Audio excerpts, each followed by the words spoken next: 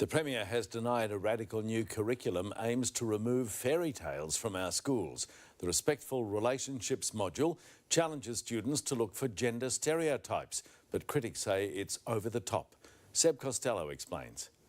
For most kids, school holidays can be a fairy tale in itself, but the traditional stories still rule for all sorts of reasons. Them don't look really scary, them just looks a tiny bit because there's like sometimes witches and wizards sometimes. School teacher Emma Wells and her daughters spent today exploring castles and meeting a frog prince near Geelong.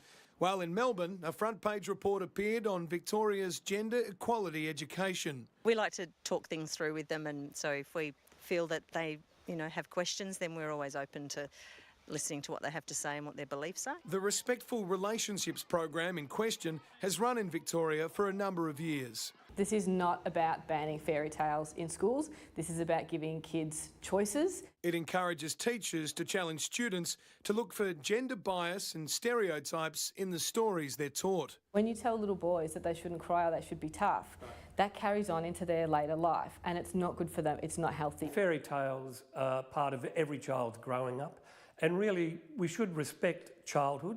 It's a time of innocence. The Respectful Relationships program costs taxpayers $20 million. The notion that the government's banning fairy tales is just a fairy tale itself. While the debate on the impact of fairy tales on children is yet to be settled, there's no doubt they remain as popular as ever with families, judging on the school holiday crowds here at Anaki's Fairy Park. It was a hot topic of debate on the playground, with everybody and everything having something to say. And while the issue may have captured the imagination of adults, it seems our kids just want to live happily ever after. Do you like fairy tales? Yep. What's your favourite? Aladdin? Would you like a genie? Yep. What would you wish for? To have this news guy stop interviewing you? Yep. Seb Costello, 9 News.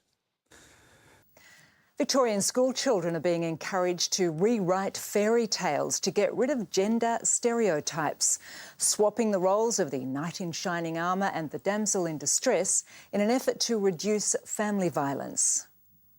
Come this way. At the Fairyfields toy and costume shop in Fairfield, they've seen changing gender norms for a while. Parties where girls dress as superheroes and boys don't mind fairy winks. We don't always want Prince Charming to come along and rescue the princess. Now, if the child goes, yes, I want that to happen, of course we'll put that in the story. Victorian schools want students to analyse age-old fairy tales where gender stereotypes are defined. Rapunzel, where a prince saves a woman. Snow White, where male dwarves, then a prince, again, saves a woman. Political correctness gone mad. Let kids be kids. A Royal Commission into Family Violence recommended it. I see today that we're being accused of banning fairy tales. I tell you what, if we ban fairy tales, you guys would be out of a job, I reckon.